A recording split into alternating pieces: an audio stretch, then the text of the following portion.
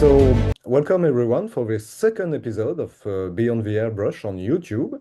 And today it's quite a special episode because we are hosting Mader's Miniatures, Rob, in person, in the flesh, if I may say so. That's quite an honor because Rob is quite the painter and he's also quite the hobbyist, generally speaking. So, hi Rob, how are you? Hi, thanks for having me. Yeah, that's my pleasure. For starters, so Rob, you are from England, if I'm correct? Yeah, that's Right. right. Yeah, from the UK, just about 30 minutes west of London. All right. And your main hobby is about the Horus Heresy? Yeah, I think that's 100%. I mean, I would love to play other games.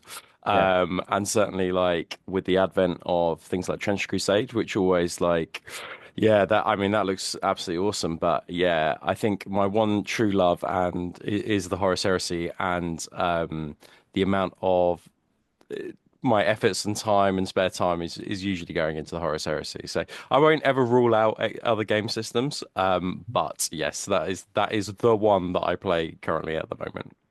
All right. Your Insta is at Mader's Miniatures, and Yeah. just on the side of the screen, you have like the six first post. But Hmm. if you're not following, sorry, if you're not following Meadows Miniatures right now, well, and that you're into Horus Heresy, I would advise to give him a follow, like just right now. You also, so we'll talk about that later, but you're also a commission painter. You have a commission Yeah, paint studio, that's and right. you just opened a Patreon, if I'm correct. Yeah, just recently. So I think that as 2025 develops, one of my aims for 2025 was, and as the YouTube channel got bigger, was to expand into Patreon to offer some exclusive tutorials, offer some exclusive kind of content for people who who want to support me in an additional way. So yeah, now felt the right time to do it. But yeah, if you wanna go support me, then yeah, I'd be massively appreciative of that. So you also might consider giving Rob some I don't know what's the correct term, follow, Yeah, subscribing, subscribe. I think is yeah, probably right? yeah. Your And patronage, yes. yeah, and you're also one of the co-hosts of the Heresy Hammer show, Yeah. which airs on YouTube, Mm. right? Yeah, that's right. Yeah. So Heresy Hammer, we started it about 3 years ago. Well, yeah, actually, probably this time 3 years ago, actually. And yeah, that's really grown and grown. We've got a really strong kind of like community kind of support. We've got about 1,000 patrons on there. Like we do exclusively Horus Heresy content. So like our shows, they're focused around tactics, gaming, lore. Like if it's about Horus Heresy, generally we will do it. And then we also, as I say, offer Patreon, and that's usually exclusively kind of like Tactica elements, extra additional Horus Heresy shows. But we do offer kind of reward bundles and things like that. We're literally just in the midst of kind of doing our rewards for that one and creating the next round of rewards for our top tier patrons. So yeah, but if you are into the Horus Heresy, then I can go highly recommend. And I think that we are ourselves gearing up for Yeah, third edition coming. Yeah, yeah, what is likely coming in the next few months. yeah. I think we might hear a bit more in Dallas, maybe in Dallas Yeah, yeah, convention. Yeah, 100%. right. Say, so you're going to be a bit busy with the I think cover. so. I think yeah, the content stream and yeah, video recording and editing. I think it's going to be Yeah. lots churning out over the next few months. Yeah. All right. So let's go into this proper interview. Hmm. So maybe for starters, so the decade you were born. Yeah, so I was born in 87, so the 80s. So I'm 37 now at the moment. Um, yeah, so the 80s. So yeah, yeah. Yeah. All right. Almost approaching 40 now. Yeah, yeah, yeah. You'll see. It's a cool milestone in life. You'll see. How did you get into the hobby? Yeah, that's a really good one. I got into it quite young actually. So I had a friend in primary school, so in the for American elementary school. Yeah. I was 10 years old, went around a friend's house, and his brother and him played. And at this point, it was like second edition Mhm. in the 90s. And like, I was just like, man, this is like the coolest thing ever. Like, they had a permanent board set up, they had all their models on the side, on the windowsill. And yeah, just massively got into it from there. I don't think. Yeah, and I must have been around 10 years old. So that means that I've been on and off in the hobby for about, well, for 27 years, I think. Yeah, but I think it's been on and off. Like, I don't think there are periods where, it lessens. Mhm. But I think I've always built models and painted models at some point year on year, um, in those 27 years. All right. And what do you like the most in the hobby? Yeah. That's a good question. In terms of the hobby itself, it's definitely building and painting. Like, yeah, I think that's always been, particularly initially when I didn't play, like coming out of university, like I didn't play at all. I sort of forced myself to go to a sort of games club and then take it on from there. But I'd always been into the modeling and painting aspect, like and the collecting. And I think that's always been a thing for me, like that idea of kind of laying out your force and it's complete and looks harmonized, I think is the most exciting thing for me. And it's still the most exciting thing for me. And just a side question, because we're having a look at several of your models through Mm, the interview. yeah. Uh, Obviously, those are gorgeous, but Mm. when you started the hobby, did your models look like that? Yeah, no, no. So no, I didn't even know what priming a model was, but like when I first started, I was painting on pure metal. No, I think no, they haven't always looked like that. And I think that the my development in terms of painting really has come on probably in the last sort of, I would probably say probably 8 years. And really the change was when I picked up an airbrush. I think that that's what accelerated um, the my skill level in terms of painting, developed the style that I have, and yeah, allowed me to unlock miniatures in a way that I hadn't been able to previously. Like, so before I discovered an airbrush, like I did a Sons of Horus Army that was primarily, well, it was, I used a rattle can to like paint the green. Um, and then, yeah, for World Eaters, I think I was sponging the white onto a model. So yeah, I think that the discovery of the airbrush, using that for the first time, like was, a key milestone in the development of my painting and how it looks now. The way it looks now, yeah. Yeah. That's something that we hear a lot in the hobby is that Mm, even if there's a quite hard learning curve yeah. Yeah. of it, airbrush, oils, oil paints, enamels, etc., is some of the tools that can bring your hobby skills to the next level, Yeah, right? yeah, I think so. I think that there is, I mean, if you speak to kind of like elite painters, I'm sure they would say, who focus on busts and things like that. It's a different style of painting, but I think primarily, with the style of painting I have, with the kinds of models that I do, I think that, and then the kind of models that I continue to paint, particularly for commissions, that I think was transformative for me in terms of discovery. So if you don't use an airbrush, and you haven't used an airbrush before, like I'm all self-taught.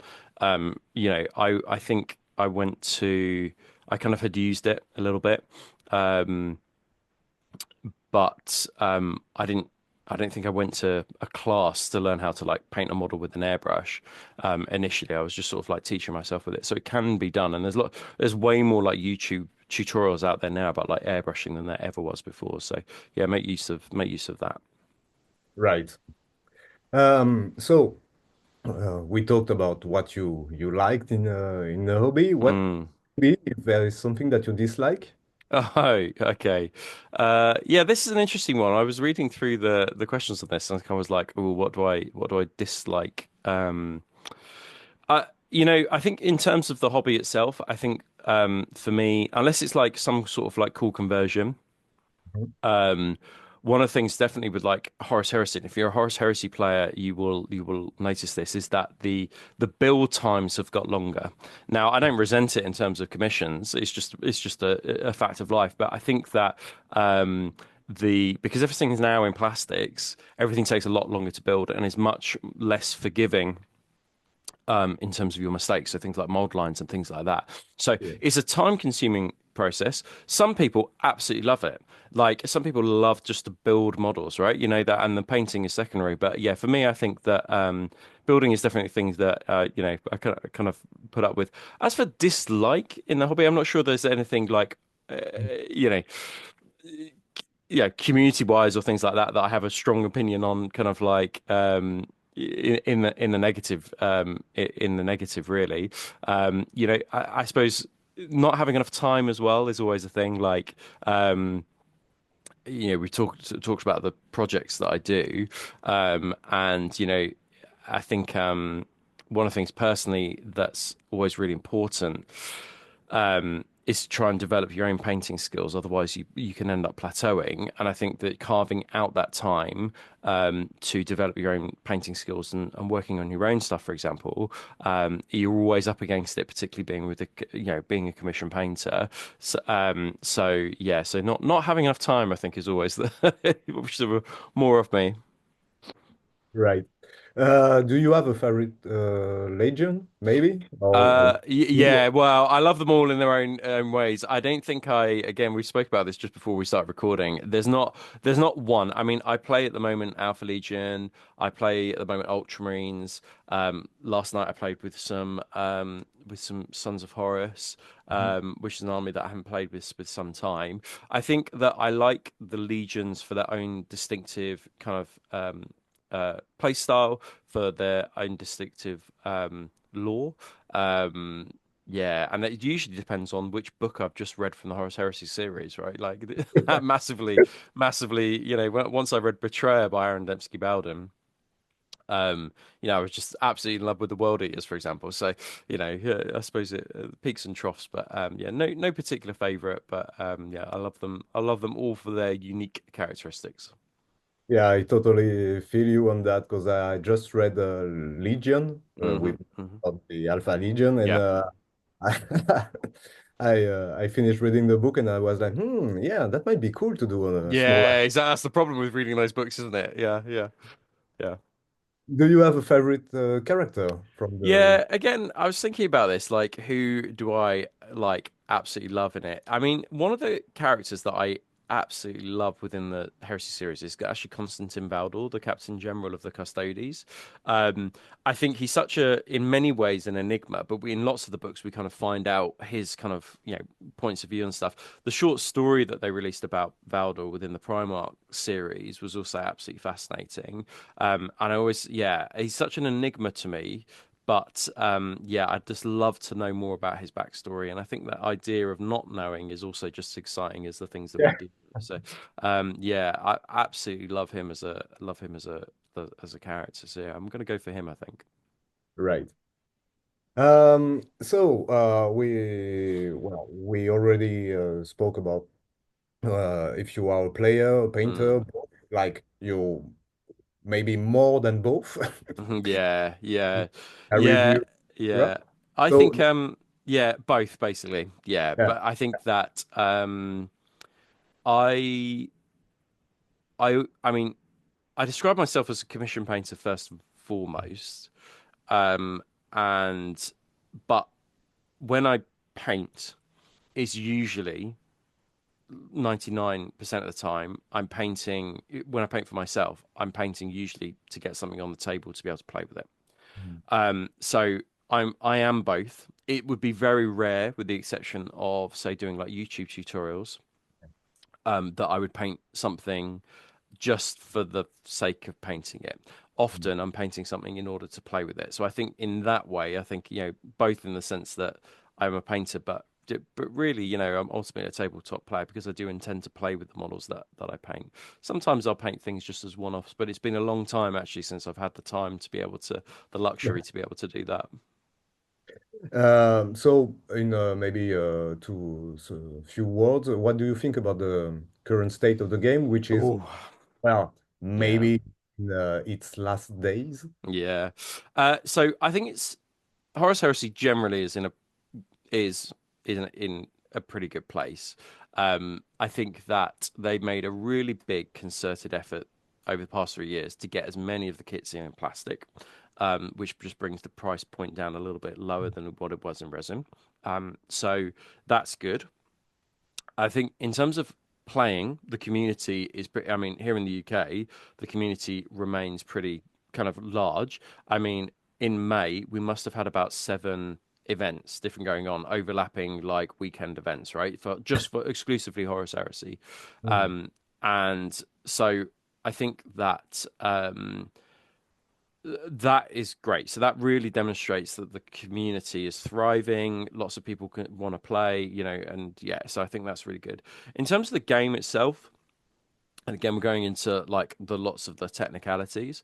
I think, like with all games that you create over time, is that some things are just more powerful than other things. So one of the things that the game has lacked for a long time is kind of like an update on in terms of a FAQ in sort of this like a rules points errata that will change and adjust some of the points of the game. And I think that that's been needed for some time now the edition's bedded in. I I and I think that lots of people over the past 18 months were like, come on, let's address some of these things. But I think that what the decision they've ultimately made is to go, there's no point creating a FAQ or an errata for the game because we're about to literally launch a new, like in a few, yeah, in 12 months' time, a new edition. So what would be the point in wasting the effort? So yeah, and I think that from my perspective, that the fact that they've not actioned anything in that way suggested that something was probably coming and in the pipeline.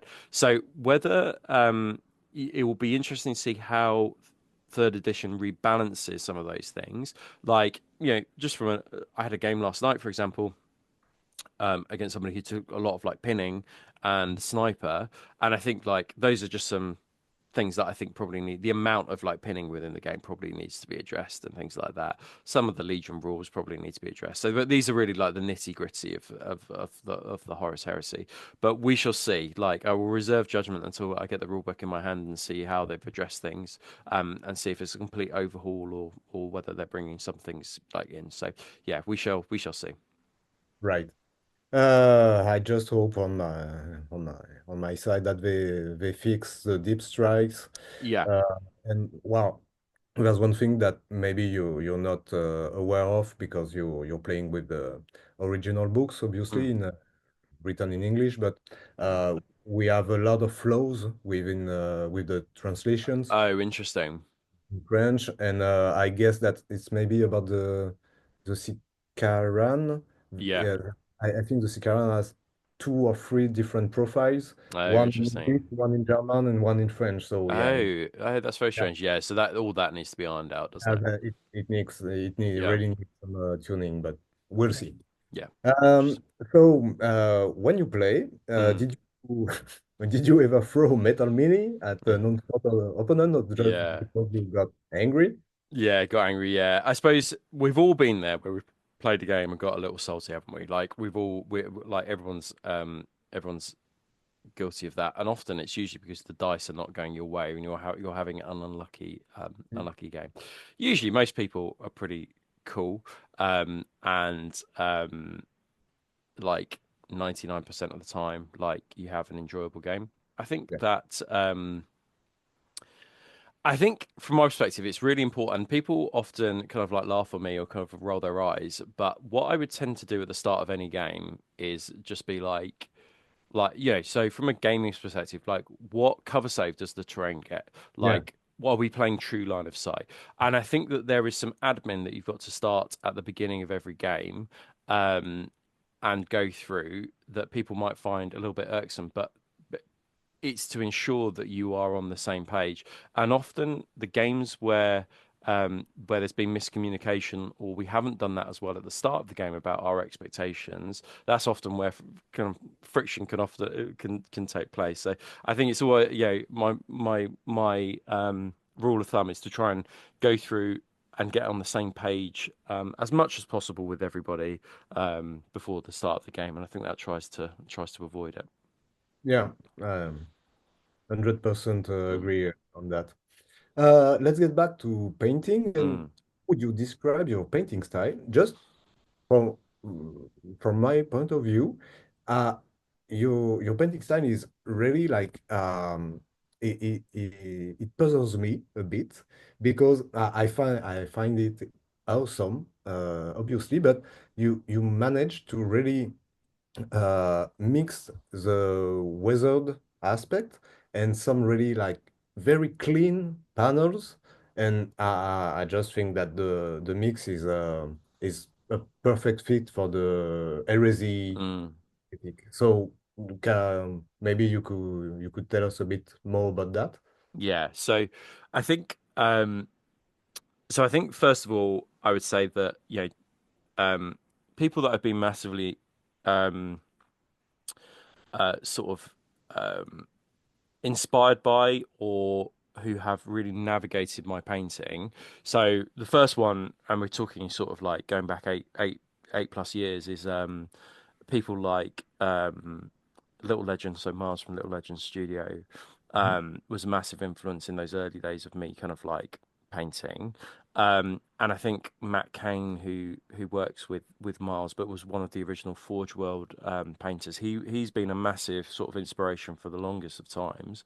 And I used to do kind of I used to take classes like online classes with him a fair few years ago, and he's a massive inspiration. I think more recently, and more people like Andy Wardle, when he does heresy stuff, especially in those early days when he was doing things like Ultramarines and stuff like that, like those were and have been a massive inspiration and continue to be in my own painting style.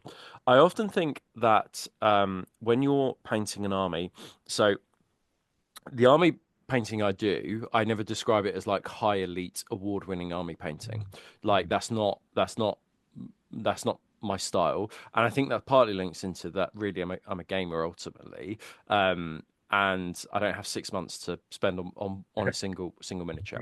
Um, and what I always think is that I like vibrant colors on an army because it pops off the table. I like that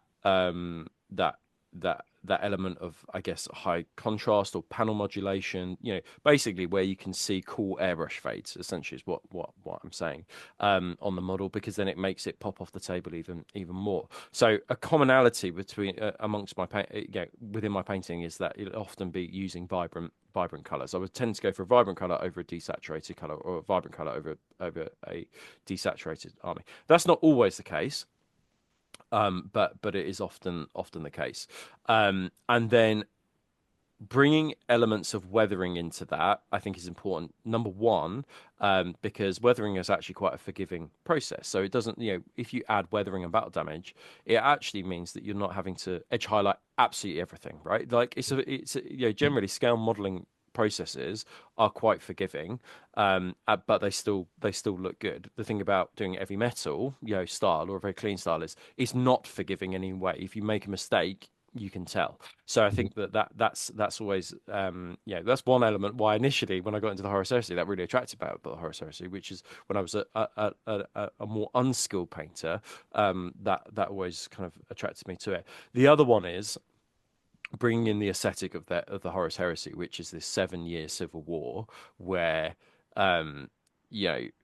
basically the Imperium is on its last legs, and and that idea is represented through the wear and tear of the armor, the fact that the things cannot be cleaned, the fact that these guys have been, fighting non-stop for 7 years, campaign after campaign, war after war, battle after battle. And I think if you can, you're kind of bringing all those things in to that, to then that style of painting. I have recently been kind of just dabbling with more cleaner styles, like I did a Hunt Sons of Horus Marine recently, that was very, very clean, just to test out some new paints from the army painter.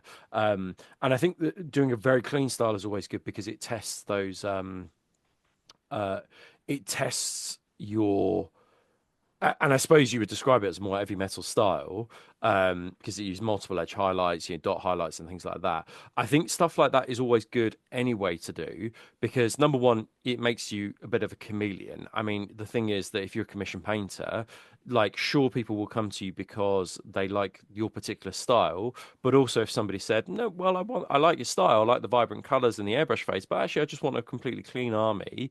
Yeah, you also need to be chameleonic in that way. You need to be able to adjust depending on the client's needs. And I think in terms of technical skill, it's also important to practice lots of different styles of painting because um even if with that Sons of Horus miniature, for example, because you need to practice those technical skills in order to become a better painter and more refined painter. So yeah, I think that I have a distinctive style, particularly when you're looking at armies and on the table. But I also like to think of myself as flexible in terms of my kind of my the painting I do in order to meet Yeah, to match it. clients needs. So yeah, I think you might speak to some people and it just goes, this is the way I paint, this is the only way I paint, etc. I think for me, I'm not bound by that. I think it's ultimately, yeah, as I said before, I'm a commission painter first and foremost, and so ultimately it's about what the client wants, and Mm. then we'll match. We'll try and meet somewhere in the middle, or more towards the client's kind of vision of the force. Right. Um, Speaking of which, well, we Or already yeah, discussed that a bit, but about maybe the hardest or yeah. maybe the most useful skill you managed to master. So which Yeah, one? yeah, yeah. Interesting one. I mean, the useful skill is probably the airbrush, right? Like that's probably the one that's going to be the most time saving one and the one that's going to give you the fastest results, but look really good. Yeah, And I understand why lots of people don't take up airbrushing. Like there's an initial cost involved in it. People education, people not sure what to buy, people not wanting to be scammed. If I pick up this £50 airbrush, will it be good? Will it last me? Etc. Etc. Space at home, that yeah, like ventilation, all those factors often stop people. But I do think that if you can learn that, it's a very useful technique. I think for me recently, where I've tried hard to particularly develop to work on brush control just through things like edge highlights, that has been a time consuming process for me. Um, and a tough process. One of the things that it was interesting. One of the things I found initially quite hard was things like glazing and things like that. But the moment you discover something like glaze medium, it really unlocks it. So there are also products I think that you can buy that often makes your life a little bit easier. So definitely, if you're not sure about glazing and haven't tried glaze medium, then try that because I think that basic makes it idiot proof. So yeah, give that a go if you want to try a little bit of glazing. But yeah. yeah. Yeah, I think the hardest part is finding the right tool, the right product to Yeah. match. Well, hmm you see your skill level, your hobby workplace, and all of that. Like Yeah. personally, I don't use an airbrush because I don't have a proper setup at Yeah. home to just use it, have the compressor, etc. And so, well, Yeah. maybe someday, but well, Yeah. we'll see. Yeah. What would you improve if Oh, there's something to improve? yeah. Interesting. So, I have thought for a long time that it would be good to enter some kind of competition. Like I've done things like Armies on Parade and stuff like that, and won a couple of trophies and things like that for that awards a few years back. I think in terms of the development of your own skill, I mean, we're just literally saying development of your own skill, trying to do the best you possibly can on models is always important. And I think that um, one of the things I've wanted to try for a really long time is developing the skill of, say, rendering armor without the airbrush and going back to a brush, and trying to make it as smooth as possible. I think again that's about brush control. It's about manipulating paint, understanding your paint. It will require a lot of glazing, and it will draw in an awful lot of skills rendering armor, and also about how light kind of reflects off surfaces and how light meets surfaces as well. So I think for a long time I've wanted to just kind of go, let's do a Terminator, a Primaris Marine, a Marine, and just render it with a brush as best as I possibly can. Finding the time to do that, that's actually the limiting factor in stopping me from doing it. But I think would just be a good endeavor to do. Right. So just on the left of the screen, we Mm, have like a dark angel that you mm. painted for a charity. Yeah, that's right. Yeah, yeah. So Child of the Fang, who runs the Imperial Truth podcast, which is a heresy podcast which we've been running for some time, he got in contact with various kind of artists within the community and said, "Would you paint a Space Marine up for a charity raffle giveaway?" And yeah, this is the one I got. I got drawn the Dark Angels, and this is the Dark Angels, and this is this is such a good example of me using a piece and just kind of going, you know what, I'm going to use it to kind of work on. So this was I actually did this with a sponge in terms of the armor like panel. Just to get it done quickly. But because it's so dark, it's not like you can see you can't see the transitions on it really. You can just get a hint of that blue kind of green highlight to it. And then I was just like, you know what, I'm just going to use this as an example of where I'm just going to do some edge highlighting just to practice those skills and take my time to do it. So yeah. And the charity is still running, right? I think so. Yeah, I think I want to say till the 17th of May. If you go on Just Giving and then type in Right. Heresy Raffle, it will come up. That's an interesting piece, in my opinion, because it really shows the difference between this one Mm. and your usual army painting Yeah, piece. And yeah, the difference like really pops clearly, and both yeah, are honestly yeah. really cool. I understand what you're saying, but yeah, it's a different style, and I think that it's good to use one-off pieces like this Mm. to try something different. Because as I said, I think there's always a risk when we paint that we plateau, and that we've been doing the same things for year on year, so we just stick to that. Yeah. Whereas if you can make small marginal gains, model on model, or different model on different model, I think that is off that I think is good, and that might come from a different style of painting, but it also might come from just brush control and things like that. So yeah, it is a different style to what I would usually do, mainly because it's just slightly cleaner. Mm. um but I think for me it's just good to, you don't want to plateau. I suppose that's the point. You don't want to just get into the rut of doing the same thing over and over again. So I think that it's important that we develop those skills by doing that. Right. Maybe you have a favorite color to paint? Yeah, so definitely anything turquoise, Oh, anything teal. I absolutely love those colors. Turquoise and teal, I love them. Like blues, like that. They always tend to be the armies that I do, like the Alpha Legion, the Ultramarines, like the that teal color for the Sons of Horus. So those, like, yeah, those colors tend to be my own personal picks. yeah. One color I I like to do, but I think is often difficult to get right, is actually red, because there's so many different options with red, Okay. and this goes to the next one you're saying. So I've done a couple of like Blood Angels armies before. Hmm. I've done my own army with a metallic red kind of like look to it, and I've done some quite like worn and beaten kind of like Blood Angels, Sieges Terror Forces for clients before. But you're always in, I think, that dilemma about going, should I kind of highlight it with like salmon rose or like Oh, yeah. pinky colors, or do you go for more orange tones? And there's of course no wrong or right. It's just personal preference. But I'm never sure which one I like the most. And because of that indecision, I'm always like, oh, I'll try to.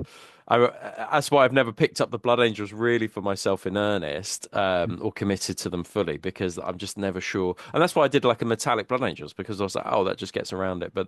Um, but yeah, red I think is a tricky one to know exactly like yeah to how to get it right. I think Yeah, well, I can't agree more with you because I'm painting word bearers for maybe 2 years. yeah, tough one with And word bearers. Yeah, actually, I think I changed my red like maybe 6 times.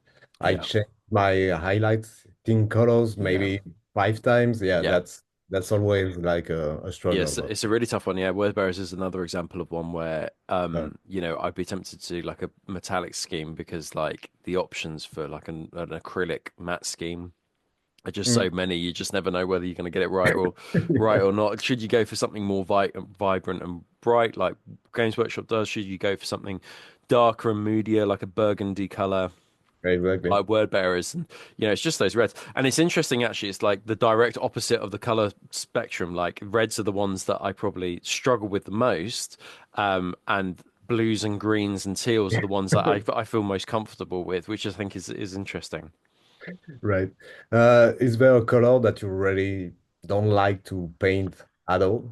No, I think like black is always an interesting one. I mean, we're looking at like a sort of like a greeny, bluey black now. I think black is always interesting because um it I think it's hard to get right. Um and I think that often black just looks good with lots of edge highlights. Like taking the time to do edge highlights, even if you've highlighted it with like a grey or whatever, I just think it looks good with lots of edge highlights. But as a result, it's very time consuming. So like black is one of those ones where, you can do it in lots of different ways. And because there are so many ways, again, it's difficult to pick exactly the right way. But it's a bit of a to make it look, some people might look at it and go, well, it's just black. But I think to really make it work really good and really well, I think that there is actually a big time investment in the amount of time that, in the brushwork with that one. Right. Do you have any ongoing projects for yourself? Yeah, so many projects built and unpainted. Like in terms of an army project, like probably the most interesting one is a Mhm. Custodes force that I've been working on and off. Cool. And I start it and then I'm just not happy with it. And then I put it away and I'm like, look, now's the time to do it. And then I put it away again. And it keeps on going back into the box and like I don't really show it off. And it's just like I've bought some tanks for it and some dreadnoughts for it, and I'm just really not sure I like the direction of this and where it's going. So yeah, I keep on putting it off. Will I pick it up again? I don't know, but it's like a 3,000, 4,000 point army that I've got built ready to go, but I just Oh, can't quite get it right. And so yeah, so just I've put it to the side for the moment. that could be frustrating. Yeah, Frustrating yeah, to yeah nail yeah, the color schemes and yeah. yeah, yeah.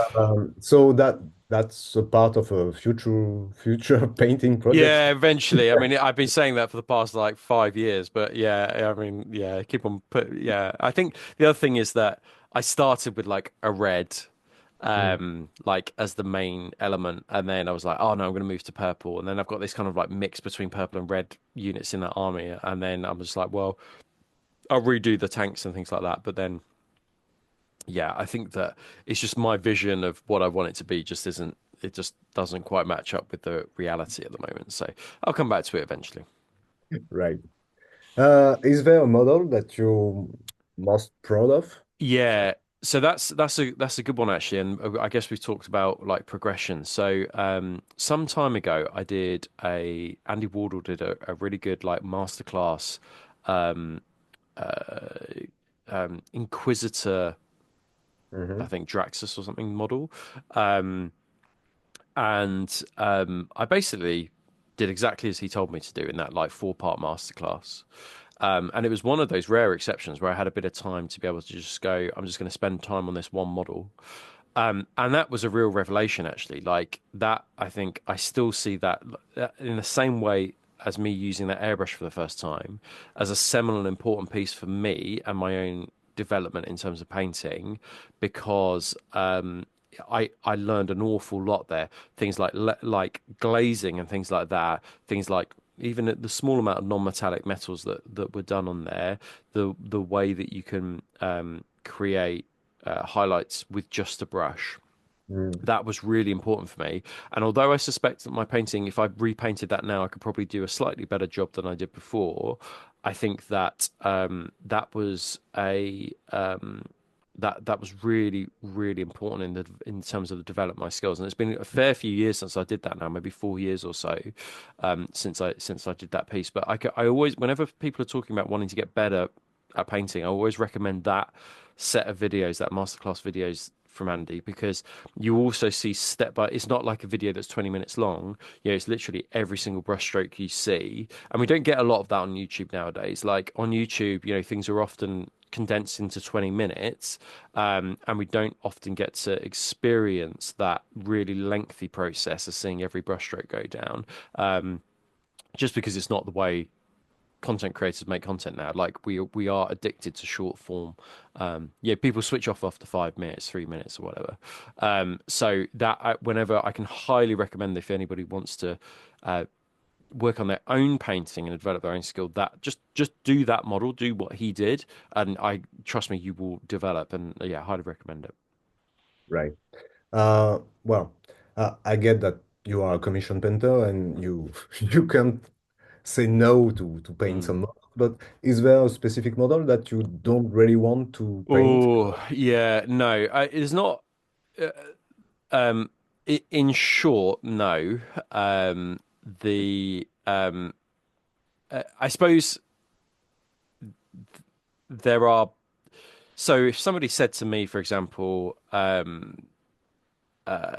I suppose it depends on the style, right? Like if somebody said they want an Eldari army in like a completely Games Workshop style, Mm, like heavy metal, I would say, and I have said before, I am not the right commission studio for you. Like need to look elsewhere, because that's just it's ultimately not. I talked about being chameleonic, but there is a point where actually like it would be such a time investment and like the yeah, it just doesn't fit my style. There's nothing I don't think I would turn down. I mean, I've done massive projects before, like like Stormbirds and things like that. mm, Yeah, so no, I don't think there's anything I would turn down or a model that I wouldn't paint again. I think one that just off the top of my head that is quite time consuming is Horus Ascended yeah, that I've done recently, just because of the amount of trim. Like it's always things with trim that are absolute killers, but I wouldn't turn them down. You just need to have plenty of time to get them done. right. Is there a model that you're craving to paint that you didn't paint yet? Oh man, I so um, I've been thinking about for a long time the Age of Sigmar free cities like as a Yeah. project. I Okay. don't play Age of Sigmar. Again, it would just be going back just a bit of a collection. Um, but I've been really interested in that for like ever since that dropped, and the Griffin, like Mhm. the person on the Griffin, I think is like just such a cool model. But again, those ones are not that an army like that's not an army you just be like, I'm just going to airbrush this. Like, this not a Space Marine where you airbrush the panels. It is a time-consuming and lengthy process. So I'm Mhm. dreaming of that army, but it's also finding because it's such a massive time commitment. Yeah. Um, yeah, it'd be really cool to have a little cool force. I would think it would look awesome. Whether I Mhm. would end up playing with it or not, I don't know. But yeah, that is just about a matter of time. That one, I think, is the reason why I haven't started a project like that. Right. And if you could create a model within the heresy range Yeah. that doesn't exist yet? Ooh, yeah, Malcador. Yeah, Ah, Malcador, right.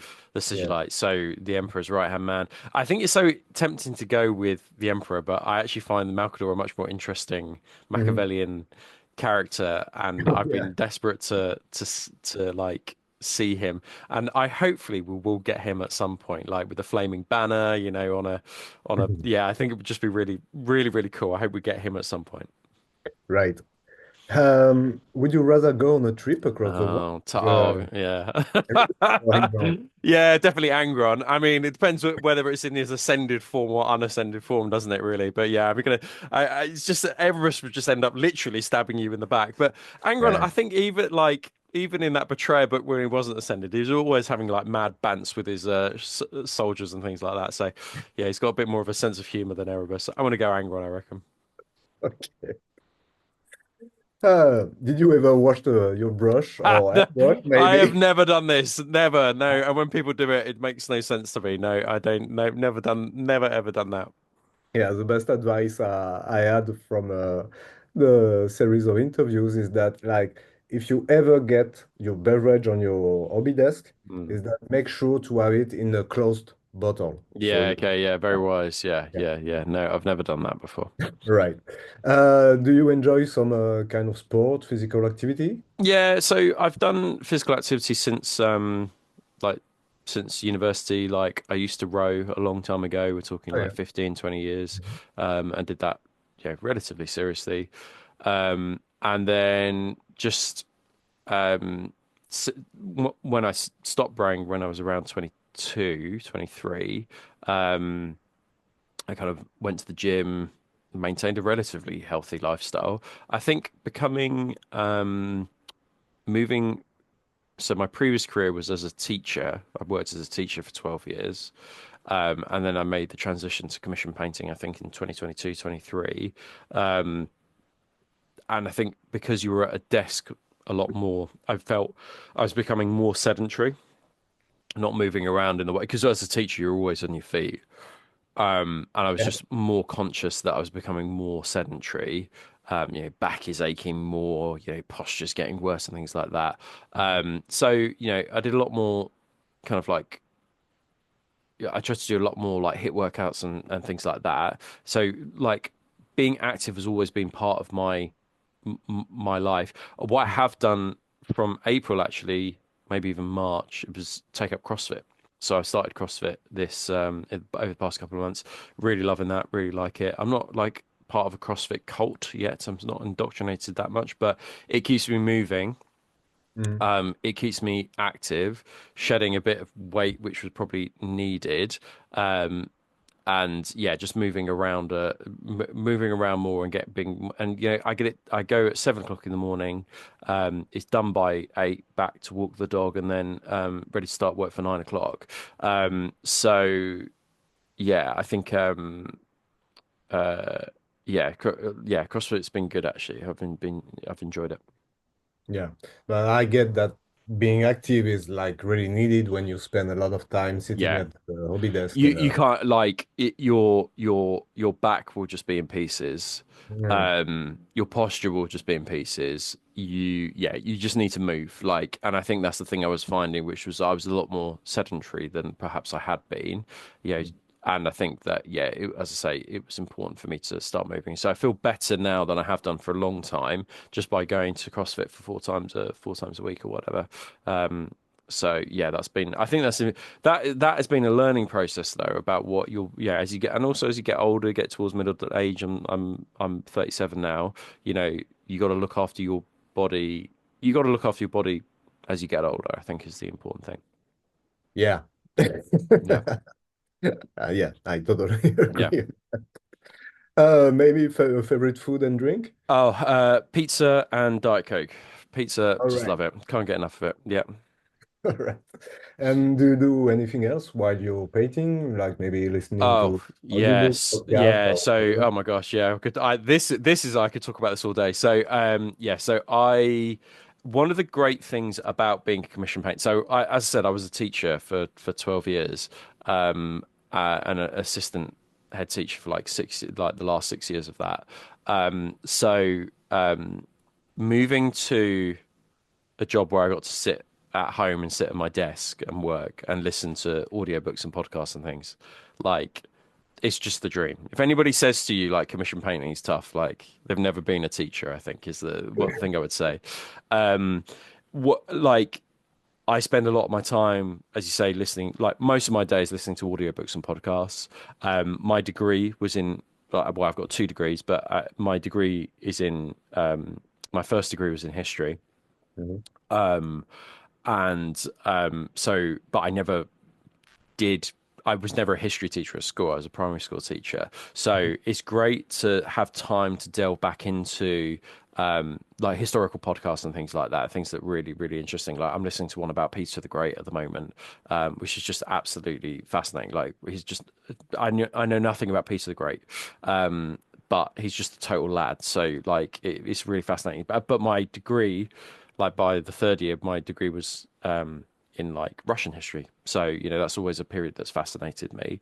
I do have the luxury of like also listening to a lot of audiobooks as well. So I'm massively into well, science fiction and fantasy, both of those, but along with historical books as well. You know, books about usually books about conflict, so World War One, World War Two. Like I finished relatively recently a great book called Say Nothing, which is about the troubles in Northern Ireland, which is a history book, which is absolutely fascinating. But in terms of like my what I'd consume. I consume a lot of audiobooks, like you know, and that ranges from horror to sci-fi to fantasy. Did while I was commission painting, or just started. I started the Wheel of Time series, and like ate through that in like 18 months. The Stormlight Archives from Brandon Sanderson, like absolutely love his work. Mistborn, like yeah, I'm very, and of course the Horus Heresy series as well. I'm very fortunate to be able to spend time listening to those things, audiobooks and podcasts, while I'm working. It's one of the real. When I wake up in the morning, it's like I've got to get this done, but I also get to listen to the things and enjoy the Yeah. entertainment as well, which is just amazing. Like what a like yeah, it's dreamy. Is what I would say. Well, so we're going to talk a bit much about your commission painting Mm, business. yeah, What drove you towards commission painting? What makes you uh, make the final step yeah. to wake up a morning and Yeah, yes, go I'm not a towards it. teacher anymore. Yeah. No, I'm So a yeah, painter. I think there's a fair amount to unpick on this one. So I think that the first thing is that what you can't do is just wake up and go, I am going to become a commission painter, because you don't have the client base. You probably don't have the social media punch to be able to do it. I mean, it's pretty, there are relatively a small number of people in the hobby that have, say, 20,000 subscribers on Instagram or whatever. So you need to build up a social media platform, um, and then you need money coming in, and there's no guarantee that money will be coming in to pay your mortgage or pay your rent and things like that. So I think like I had built from 2020 um, a so as a teacher, you obviously get time off for the holidays around 3 months a year, and I was able to load commissions into that Yeah. time to earn a little bit of extra money. What was happening though was that once you start, and that's great, that's perfect because you get your income from being a teacher, and then you get an additional income. But of course, what happens is that you start doing commissions, and then people get interested on the commissions you're working in, and then you get more inquiries and more inquiries and more inquiries. And then what was happening was that I was on this cusp of actually, I could actually turn this into something. I think I could actually do this. And I think that I was in a position, a fortunate situation where work would allow me to work part time there for 50% of my contract. And then I was able to do 50% commissions. And that was a really good transition for me because it gave me several months to continue to build up a client base and have the confidence to feel like I was able to plow ahead with it. I think also so I think that's an important one. So actually, like, I think if you're looking to do commission painting, I would speak to your work where you're working first and go, is there any way I could go part time? Because always there's probably, if you can keep your foot in the door, there's always go, this didn't really, you give yourself 12 months, it didn't really work out, I'll go back full time into my normal job, right? So I think you've always got to be conscious of your safety net, and what is affordable. I think you need to really have a serious sit down conversation with members in your family and yourself to kind of go, what, what ultimately, what do I want to do? And I suppose I'd done teaching for 12 years. Like I I was assistant head. I didn't really think I wanted to be a head teacher. And I just felt like, you know what, I'm just going to do something different. And it was no more than that, really. I just wanted to try and do something different, see if it worked out. I kind of said to myself, I'll do commission painting for a couple of years and then reassess. I've done it for a couple of years. I've reassessed, and I'm going to continue with a couple of years and reassess from there. I never, and I think, yeah, I think I just wanted a change ultimately, and it felt natural because income was coming in from the commission painting anyway. Yeah, so I think that sums up in a long-winded way that one. Yeah, but that's a good way to think about it and make the final move Yeah, to the 100% commission painting business. yeah, Um, are there any like really major issues that you face like on a day-to-day basis for yeah, regarding this business? yeah. So when you are being self-employed is obviously different from having in the UK we would say being paid PAYE, which just means paid as you earn and paid monthly. Mhm. So you're a business owner. You've got income coming in different ways now, and as a result, so there's consequences to that. So, for example, registering with HMRC, revenues and customs, paying tax on that revenue, like that is a whole learning curve that I needed to learn. And understanding that process, I needed to learn as well. So, like, you can't just wake up and be like, I want to become a commission painter, because it will fall flat on its face. Because there are lots of actual is you're stuck, because what you're actually saying is, I want to be a business owner and I want to run a business, right? Yeah. So, and you can't earn extra money from commissions and then not, but not pay the tax on it. You will probably get caught eventually, right? So I think that is you are a small business owner, and as a result, all the struggles and trials from owning a business come into play. So your income is no longer monthly. How hard you work is directly proportional to how much money you earn. And there will be months that are leaner than some months. So like the months leading up to Christmas are always often a little bit leaner because people are, it's Christmas, it's an expensive time. Months where people, around February to April, they're often a little bit bumper because often within the business world, that's often when people get their bonuses. So that can be a bumper month. So you've got to plan yearly for that, Mhm.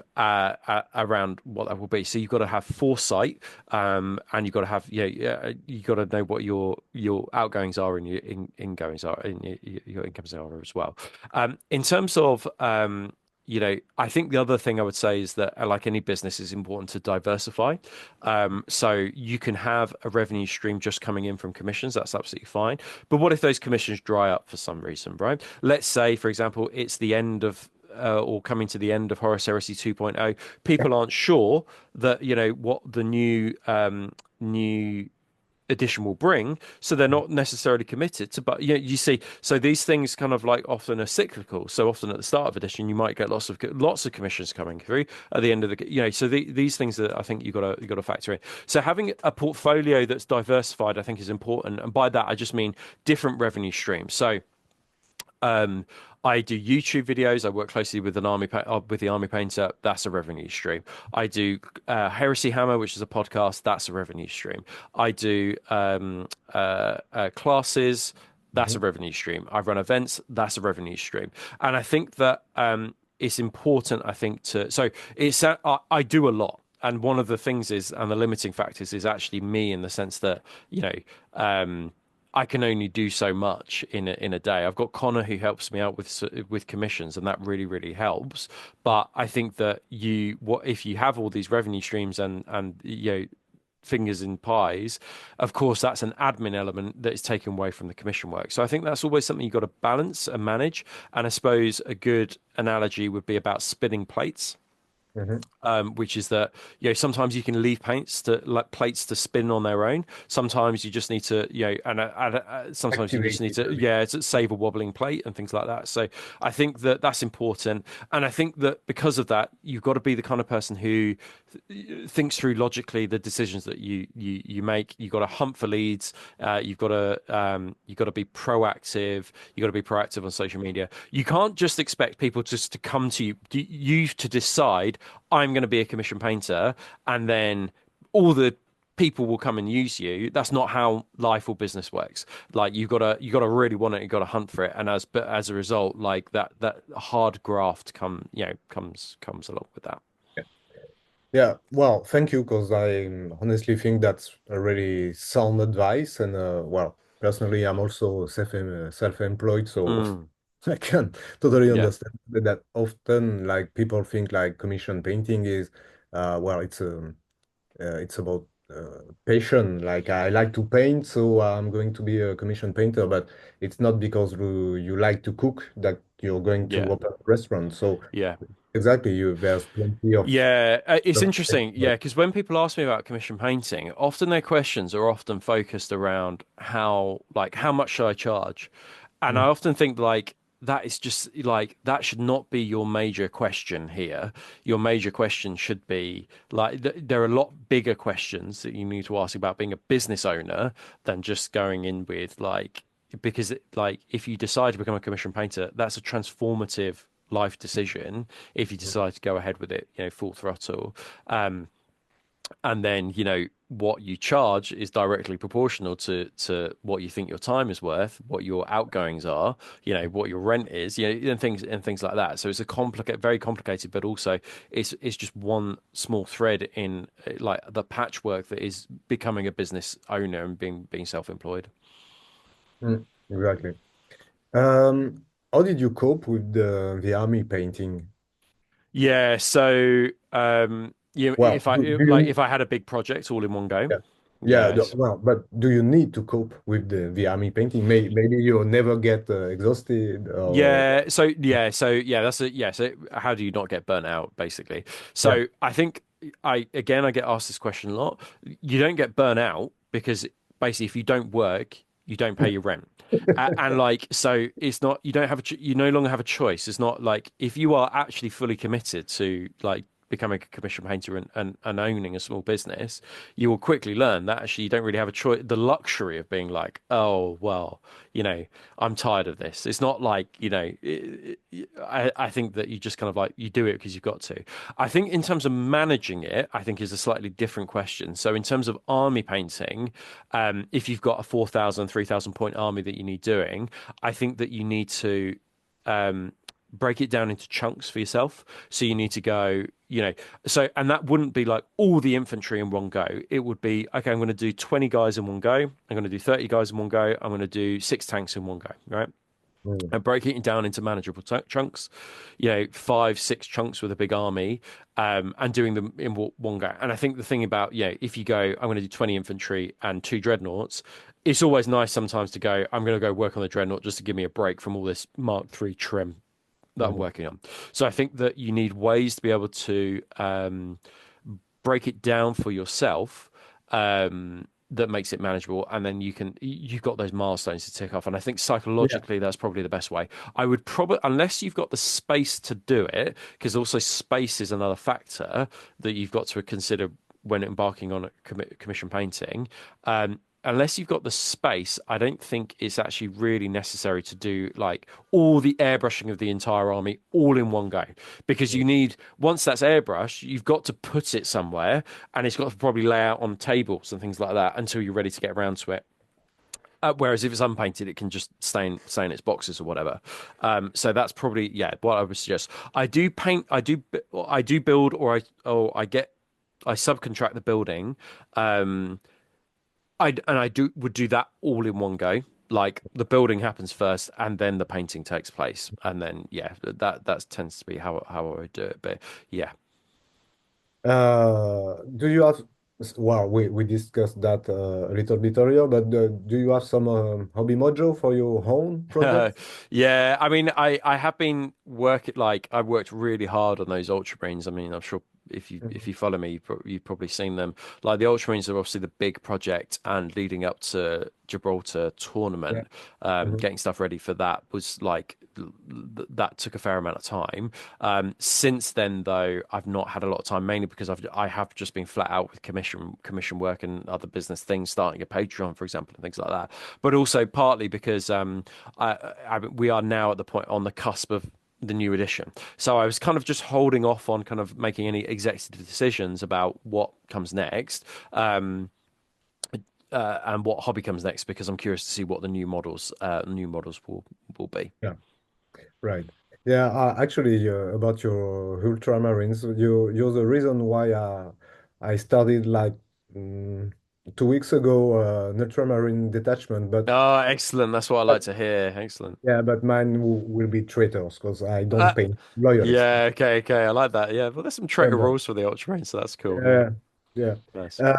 Just we didn't have a word about the squigs and the goblins on Mm, on this picture, but mm. that also I mean it shows that you're not committed only to the heresy and that you're Yeah, capable of doing like really great stuff and yeah, yeah. those Yeah. models are just fun. I Yeah. love Oh, yeah. them. So like, and this is such a good example. This one, like, well, it's interesting. Yeah, I do other commissions. Like, I'm currently like midway through a Star Wars Legion commission at the Oh, moment, right. which is Hmm. really cool. But again, the airbrush is not that useful. Like, lots of that has to be brushwork. Yeah. Mm. And I'm about to do like a big. Well, in the next couple of months, a big Trench Crusade display board, which will be really, really cool. So it's not just the Horus Heresy I do. You know, as I Mm. said, being chameleonic is also being chameleonic with your with the projects you do. The Squigs was a really interesting one. It was part of like a Mordheim project, and I said to Okay. myself with that Mordheim project, I'm gonna these Squigs are a really good example of like I'm gonna use speed paints Mm. and brush blending in order to like really focus on getting like the Squigs to look like good, like of a high standard, and that includes all the guys as well. So this was again a really interesting project for me because an airbrush will only take you so far, and Mhm. actually like you can airbrush squigs, but I don't think they look as good as if you just do the highlights with the brush. And I Mm. think that yeah, because of like the muscles and things like that, and the dot highlights that you need to make the skin look shiny and things. And I think so. This was again another kind of important project for me to develop those brush skills. And although it is time consuming, the end result is worth it. So I think I'm always conscious of those things. Like I could have airbrushed this, but I Mhm. don't think it would have looked as good. And I was like, you know what? I don't want to plateau, and I want to push myself and make sure that I was really conscious of pushing myself with these ones. Yeah, but they look very cool, Yeah, actually. yeah, yeah, Uh, yeah, yeah. Like I was really pleased with how this came out. Yeah. Back to your commission painting business. Mm. Do you have any plans for the future, or that Yeah, yeah. maybe it There's might always fail? there's always yeah always plans in the works. I suppose that this year will be 2025 and 2026. Because also the other thing I think again with owning a small business is what you're working in years, right? You're Mm. not working in the next two Mm. months. It's like what the plan is. So I knew this year I would get to around 20,000 subscribers on YouTube. Mhm. And I'm getting very close to that point, and that was a target for this year. Um, and then so, adjusting that target, it might be I want to try and get to 25,000 subscribers. I suppose you just sort of set yourself mental milestones. Mhm. And what I think, and again, this is just about being a business owner. You'll know this. It's not, you can't just sit there and expect things to happen. You've got to work and push yourself and go, right, this is my target and this is my milestone. And you've got to, if you're a business owner, you've got to be, if you want that business to succeed, you've really got to be driven around like, to push the success of that business and set yourself milestones and goals, and then that will push you further. I think knowing that I was going to get to that point with YouTube and then the partnership with the Army Painter kind of becoming official this year, I was then kind of like, okay, well, I'll start a Patreon and see how that develops. And I Mhm. think that Rome wasn't built in a day. I think I've got 100 and something Patrons on there at the moment, and it's been going for about 2 or 3 weeks. So I'm pleased with that progress, and as more and more content builds up, I'll hopefully develop that over the course of the year. And then who knows what will happen, what 2026 will look We'll like. see. So will it, so the question marks I've got going at the moment, I still want to do commissions, but will it be that actually I can start to transition more towards the Patreon and making more content for that, and then commissions, rather than being 80% of my time at the moment, it starts to become, say, 60 or 50% of Mhm. my time. So, and I think but that's just the natural transition that any business goes through, especially if it's been going for 5 years or so. What that might look like. But then it might not be the case. It might just be like, actually, I'm happy, with the Patreon as is, with what I'm doing on it, and actually, I just continue the commissions in that way. But I think that it's always important to keep your options open. And I think that Heresy Hammer, that will, the next 6 months, for example, that's going to be really interesting trying to see where that game goes, and then as a result, responding to that as well. So you need to be fleet of foot, I think, in those situations. So you've got to set long-term goals, but also fleet of foot uh, to adapt to kind of changing circumstances as well. Yeah, you get, well, actually, if your main business is around the Horus Heresy, yeah, of Yeah, course you have to yeah, adapt and follow the yeah, exactly. Yeah, regulations, the yeah, rules, etc. And actually, that's what people looks like deft analysis about like the new rules, the new legion traits, new units, new models, etc. So yeah. yeah, yeah. Um, just I think I joined the WhatsApp group of Heresy Yeah, yeah, yeah, like, yeah, yeah. It's always uh, going off that one, isn't it? Yeah, last week, yeah, and I have to say, well, that's a WhatsApp group, so there's like a general blah blah blah, but mm, also like it's kind of interesting because uh, I mean there's a lot of English people or English, well, mm. English for us French are like a big bag when where we put also Scottish. Yeah, I had to say, yeah, from the UK, yeah, Yeah, yeah, you're yeah, from yeah, yeah. the UK, and it's well, it's interesting to have like a different perspective about the Yes, game, the yes, lore, the painting, yes. etc. Yeah, And it's a real international mix, isn't it, yeah, actually? And like people's views are also um are sort of tainted by their geography and things like that, and where and who they game with, and like what sort of yeah. gaming they do, whether it's narrative, whether it's tournament. It is a real melting pot, that WhatsApp group. But as I say, like when GW are dropping like hints of things to come, it really it gets quite busy, doesn't it? Mm, yeah.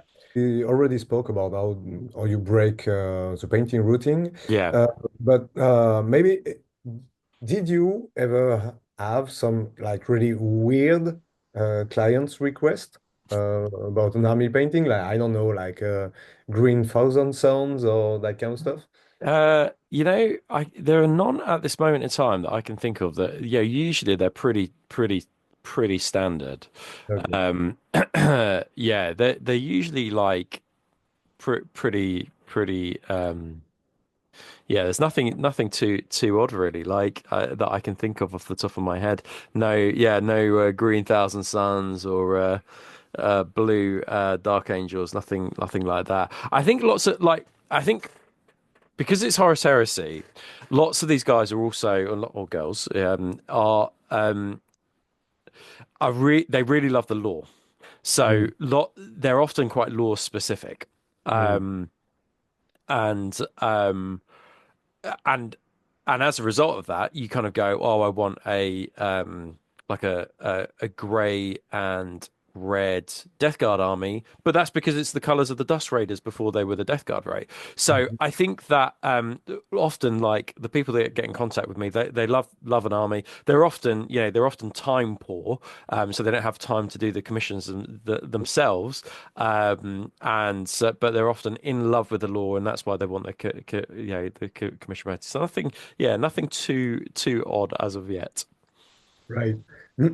So you're kind of an Ultramarines fan, but Yeah. would you accept a World Bearers Army? Yeah, this is funny. This joke came up actually when I was doing my painting course in America. But yeah, absolutely. Like it's a really like word bearers are really fascinating. As we said before, they're fascinating and they're tricky because of the color that you want to choose. And I think actually, if you did accept a commission from a word bearers player, you unlike Ultramarines, where I feel quite Mm. comfortable and confident doing it, I think you'd have to do a number of test models and work with the client and kind of be like, is this what you want? Is this what you want? I think, and it goes back to that thing I was saying before, which is that I do lots of vibrant colors Mm. often, armies that pop off the table. That tends to be my jam. Um, but yeah, with something that's very dark burgundy color, it's not going to pop off the table as much. Mm. And as a result, like, yeah, I think that's a choice for ultimately the client to make. But you could go something more like a Wazdaka red or something like that, which is what typically Games Workshop would go for, which is Yeah. slightly more vibrant red. And yeah, so it's interesting, but yeah, you'd have to work hard, I think, on defining exactly what kind of commission it would Yeah. be. Mm. Uh, if you ever, Yeah. but what would Punish you mission. what would you have to do Yeah, to? well, I think the punishment alone for a word bearer's army is actually painting Galvor back in Marigal. They are such complicated models with lots of flesh on them. The time it would take to do them is punishment enough, I think. It's enough already. Yeah. Okay. Okay. What maybe if you have you This can is quantify yeah. this, what is the maximum number of minutes you can Yeah, this use is in this one? is a this is a good one actually. And it goes back to our commission painting, like we were talking about before, doesn't it? Around like how much would you charge, yeah, for each model? The truth is that not every model is equal. The effort is involved in painting a Mark 6 Marine is far less than painting a Mark 3 Marine because of the trim. And it's trim that is the killer with commission painting because that's the thing that sucks up so much time and so time consuming. Mhm. Um, and you might think you like, I can do a model in 10 minutes, but actually by the time you got to your 20th model, you will have slowed down by that point, right? You cannot maintain, you do not have the stamina to maintain that pace at all times. So I think it's reasonable to say in a day period, probably not from start to finish as well. And I think this is the other problem, which complicates things, is that because you're dealing with oils, Yeah. transfers, there's Mhm. there's there's time that you need You to have to wait try. to Yeah. to be able to do that. So I think it's fair to say that in 2 days you could probably get sort of 20 minis, 20 Mhm. infantry Mark 6 done. I think that's probably a fair amount with it all being built and ready to rock and roll Yeah. beforehand. The building again, that's a fair few, that's 3 hours work, getting rid of mold lines, building it, sorting out the shoulder pads, things like that. So yeah, I think yeah, 20 minis in 2 days is probably reasonable. Yeah, that's right. And I just thought about something the other day is that it's really fun because you spoke about trim, but Yeah. in French we have a word which is trimer, Hmm. about the same, Mm. and trim means doing a really hard and painful job. Yes, yes, that's And yeah, perfect so word. Yeah, it's like perfectly related yeah, to doing yeah. all the trim. Yeah, Yeah. right. It's not. And It's like the least fun part of a project, and it's the. But I think the thing is that when you look at Mark III with all the trim painted up, you're like, it does look good. Like when it's done, you're like, whoa, this looks good. But yeah, it's painful to to get to that to get it done. but it's yeah, it's a great reward when it's once it's done. Yeah, And 100%. just one word about those four Imperial Fist Mm, armors. tanks. Yeah, yeah, Uh, I I think those are fascinating because not two of them have the same yeah, color pattern. And at first, if you have an overview, you're like, yeah, all right, they're yellow yeah. and black. And then if you look closer, yeah, I think they're Everyone is unique. Yeah, yeah. I worked hard on the client with this one to Yeah, this was really thought out by the client around exactly what they wanted, and we used lots of reference pictures online, through Google searches and Instagram Okay. to be like, Mm, what do we want to kind of like bring into this, and how do we want to make one each different. Each one had to have its own name as well, and the fact that it had to have its own name, it mm, had to have its own color scheme, it had its own story as well. So yeah, it's unified in the sense that the colors are the same, the black and the yellow, but they're the same but different, I guess is yeah, how you'd say. Yeah. great. So let's talk about like your third activity. Yeah, yeah, yeah. So you're also a teacher, and wow, at first I thought, yeah, why did a commission painter like might move to teaching? Mm. Maybe now that we know that you are a former teacher, maybe Yeah, that does a bit more sense, but yeah. maybe not related at all. But how did you get involved in putting together those classes? Yeah, that's a really interesting question. So I suspect it's because um a good painter does not make you a good teacher. I think that's Yeah. the first thing I would say. I've spoken to lots of people who've hosted classes who've had the most amazing artists, but whether they can translate that into teaching, it's a slightly different skill. So I've always loved teaching, and one of my degrees is in education, and so for me, it's not just a vocation; it's an academic. Hmm. Um, you know, my master's is in education. I've written dissertations about education, and the way that humans learn, the way that children learn, the way that adults learn, is um, is something that I approach seriously and with like academic rigor. And that I think gave, and then 12 years at the coal or the chalk face, um, you know, helped me to understand actually the way people learn is often through step by step and bite-sized chunks. Hmm. And the style of painting that I do, um, so for me, and I think this is a really good illustration here, which is that all these tanks look like they could have been painted by me. Hmm. Like when you see them on the table, you're like, whoa, these guys could like literally, you could put this down on my Instagram page and be like, I painted this and I didn't, but people would be like, yeah, that makes total sense. And I think the thing with particularly like tank painting, because it's to do with airbrush, lots of the things that is quite procedural, and by that I just mean it's like step by step by step. So if you're a teacher and can break down the procedure into bite-sized steps, then it makes it easier for students to pick up. And this was just literally done over the course of the weekend. Like these were painted, done, dusted over the course of the weekend. Yeah. So I think that gave me transferable skills to put it into practice for those teaching classes. The course I think that I'm probably most known for at the moment is the Kratos course, Hmm. because the results look really good at the end of the Kratos course. The students do an amazing job. It's really striking. I mean, when you have like so that many tanks like lined up in that way, you're like, whoa, that's quite a feat to get done in the course of a weekend. Um, and uh, yeah, so that's that. And then having the opportunity to go do this internationally is also I know I'm really lucky. So I've done it in Finland, I've done it in America, and then going to Australia later this year as well. So yeah, really excited. It's been really exciting to do the courses. Really excited about that. In terms of like how it started though, so that's a good question. So really, I've got to give again credit to Mars from Little Legends and Matt Kane, who kind of like I cut my teeth on initially, kind of starting to doing courses with those guys.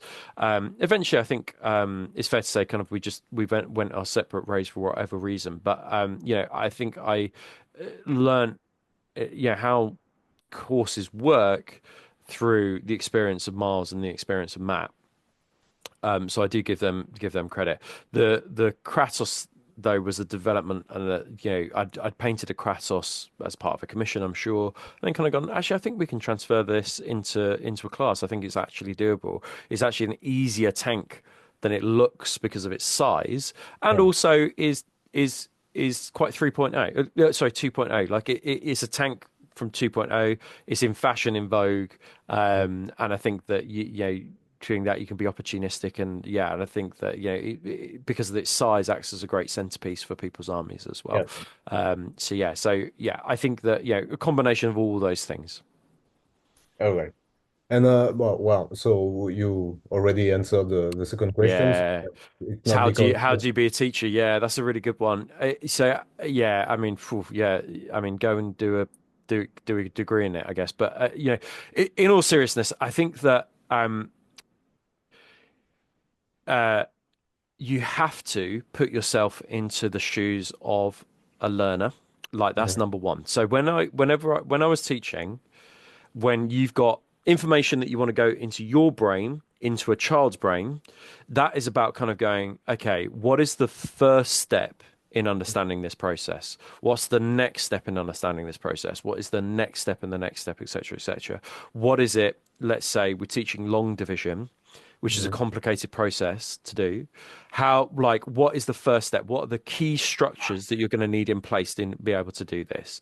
And I think that once you have that mentality around kind of like when you strip back, like what is the very first thing that students need to be able to learn to be able to get from A to Z, like that, it sounds easier said than done, but you really have to break it down into a flow chart essentially and go, this is the procedure that will follow, but these are the prerequisite steps that you need to be able to do to be able to get here. So I think I mean, I say on the course for this course, this is not an introduction to airbrushing. This course, you need to know like how to use an airbrush. So there are some prerequisite skills that you need to be able to have to do the Kratos course. Um, but yeah, if you're teaching if you're trying to, if excellent teachers are trying to understand how to teach, I think it's about being able to break it down step by step Mhm. chunks. Yeah. Um, which I think makes tanks a little bit easier infantry rather than say like a bust like that. There are like I've done a really cool course with Mark Masklans before where we were painting a bust, but I think with like tanks and things like that, it's probably a little bit easier because of the procedural nature of it.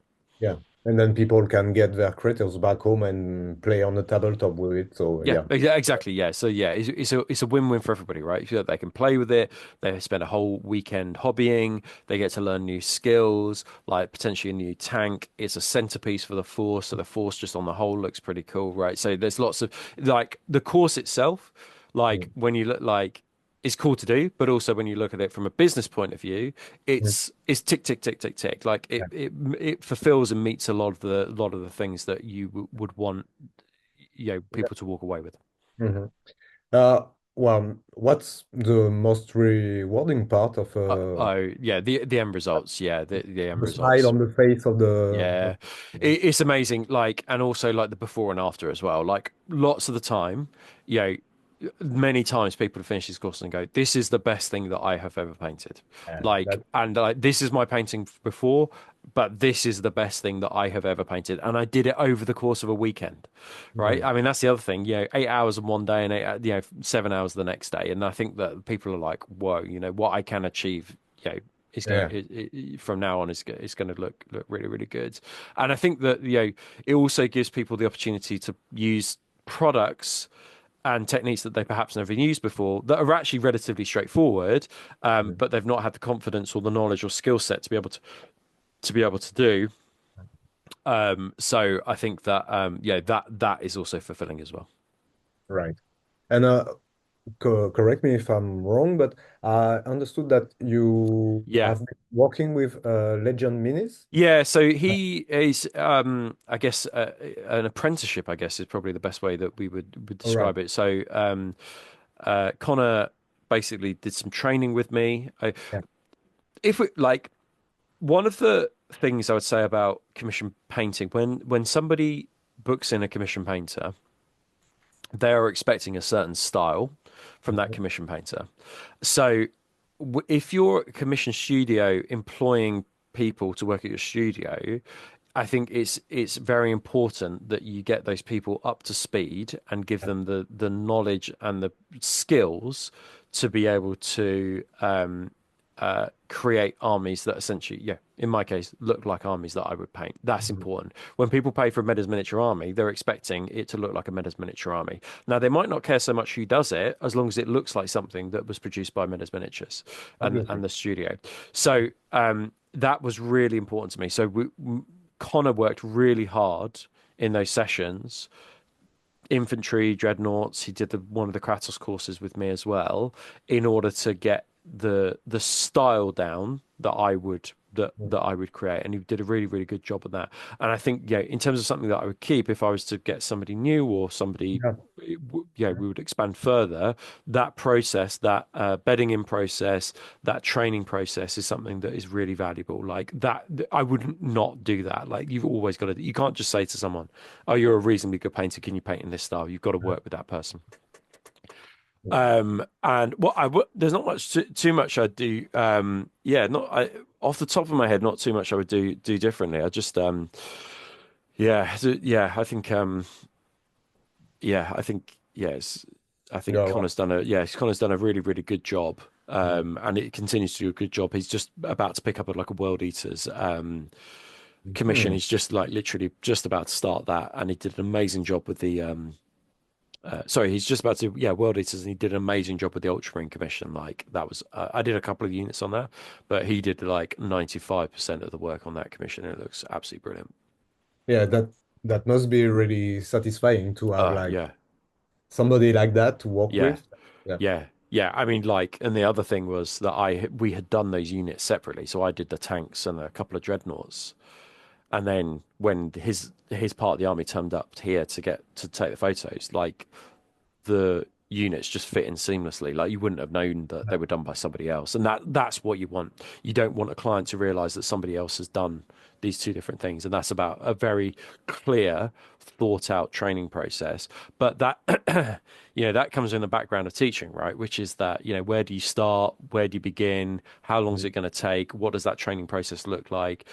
Are you going to be there on hand to be able to To deliver yeah, to yeah, exactly. Yeah, and those kinds of things, right? And if they've got questions, like how are you going to action that? Like you can't just take somebody on in and then just yeah, expect them giving to do it themselves. That's not how. Like we wouldn't, give a child War and Peace to read when they're when they've just started reading, and it's the same with painting, right? You've got to give people the prerequisite skills. You can't just say, "Oh, well, just go and paint like this person." That's not how learning happens and education happens. yeah, totally. Do you keep track of the number of Kratos Oh you've my paid? God, it's got to be like 20 now. It's got to be 20 something. And then the Australia one, just on that course alone, I've got to paint three Kratos. So that one's going to bump the numbers up significantly. So yeah, Whoa. Yeah, yeah. okay. I hope that Games Workshop is giving you a piece I of the wish, I every wish, I Kratos wish. sold because you're kind of the biggest sponsor for Kratos, the biggest Kratos, I icon. know, yeah, the biggest selling, yeah, absolutely, yeah, I completely agree, yeah. Yeah. Hope they're And listening, yeah. and did you think about like putting together a class in Paris maybe someday? No, what? So it's really interesting about courses. So I will when I do a course, I'll often get a couple of messages come in saying, would you do a course here? The biggest thing that stops courses from taking place is electrics. Electrics in a room, and it's the thing that people really don't think about. So I will often use a school as a venue, Mhm. because schools have the capacity to deal with the amount of electrics that are in one room, and they'll often have, because they host things like plays and theatre shows and things like that at schools. They'll often have the extension leads and things like that are like 20 meters long or 10 meters long, not Mhm. usually ones that we'd have domestically, which would be like 2 meters extension leads. So you need a venue that can basically not blow up the moment you start. And each person needs like two or three plugs to be able to do it. Yeah.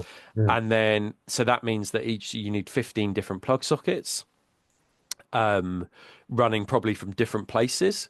Mhm. And you can't daisy chain. So daisy chaining is obviously where you have extension leading to extension leading. So you can't do that. Otherwise like things will go horribly wrong. And that's the thing that stops courses from happening, because Mhm. people go, oh, well, I've got this hobby shop. How many Yeah. plugs do they have? Mm. Three? Well, Yeah. it's not enough. Like Mm. it won't work. And that's the thing that is the stumbling block on courses, which is you need dedicated spaces that have uh, are able to deal with the amount of plugs that you're dealing with. And that's important to get that bit right. Yeah, I would never have thought about No, this and that's kind of it's view, funny but because it's just such a small thing, but it Mm-mm. is the biggest thing that stops courses from taking place. Yeah, okay, that's good to know. So, Mm. well, maybe someday, but okay, not Yeah, got to find a venue. That's the thing. Yeah. all right. Sorry. Just a couple of questions just Mm. to finish this interview. If you had to choose, like, but well, if Yeah, we which one? Yeah, yeah. Horus or the Emperor? The Emperor. All right. The Imperium or Imperium Secondus? The ultimate heresy. I'm gonna go with Imperium Secundus. Yeah, Oh, yeah. oh, you're living dangerously. Yeah. Phosphex or Graviton? Grav all the way. It's just I hope Grav gets a nerf in the next edition. Man alive, like it's so. I played against somebody who took a lot of Grav yesterday, and my Spartan just like went. Yeah, I would always choose Grav over Phosphex, but Grav, man, that needs a nerf in the next next edition, 100%. Yeah, actually, I don't know what Graviton smells like, but I guess it's better than Phosphex. I So yeah. suspect it's probably Yeah. yeah. I suspect it's probably a little better. And just I made a quick selection of one of the characters you did Mm, over the years. mm. I really like the Shakespearean Alpha Yeah. Legion character. Mm. Like, yeah, yeah. Are you going to tell me something, my friend? Yeah, exactly. Yeah, yeah, yeah. It's very Yeah. Shakespearean. Yeah. I love that pose very much. Mm, The Ultramarine, well, Master of Signals, mm, Praetor, mm, is well, he's a so classic mm. Ultramarine character. I love Yeah. him. So bling, isn't he? Yeah. So Yeah, bling. Yeah. Yeah. and well, he's what an Inquisitor Yeah, or Inquisitor, I think. Yeah, yeah, that's right. Yeah, just did a quick video for YouTube, just using the Mm, new John Blanche paints. yeah, And this was a lot of fun just to do something in this, I guess like a grimdark style, isn't it? That's it. And I wanted to go for using those paints in a different style of painting, which is I mm. think yeah, pretty cool.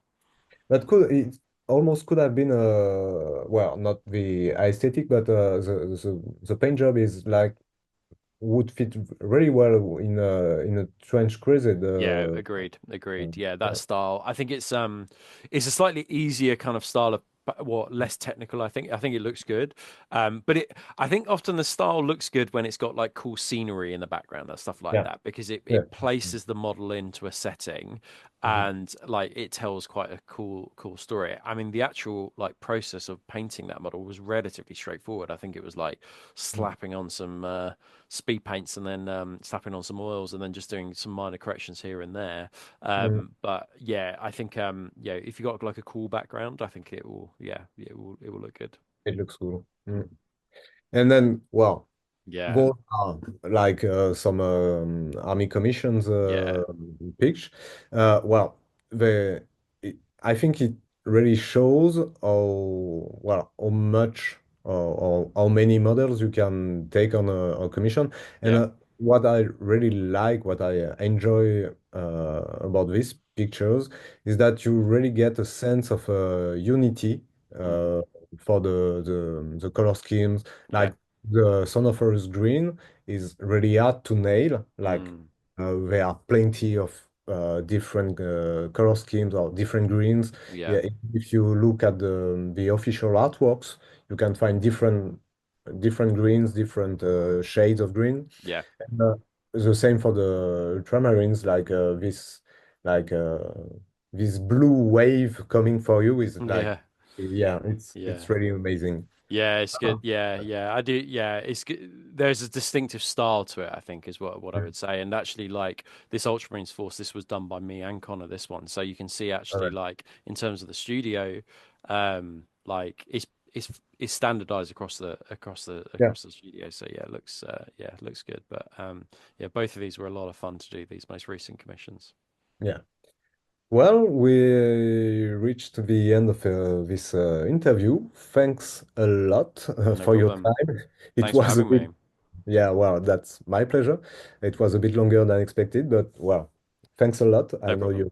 you're quite busy. I would advise everyone to give a follow to Rob, whether it's on Instagram, check his Patreon, his YouTube channel. Did I forget something? No, Yeah, those are the main ones. If you're into Heresy, don't forget to go follow Heresy Hammer as well. yeah, obviously. And then if you're interested about getting minis painted by Meadows Miniatures, well, you can contact him via Instagram, I Yeah, guess. Instagram, send me an email at meadowsminiatures@gmail.com. We're currently in the middle of redoing the website, so that will launch hopefully this month actually. So yeah, that'll be interesting. All right. See you next time for a new episode of Beyond the Airbrush. And until then, have fun with the hobby. See you. Bye now.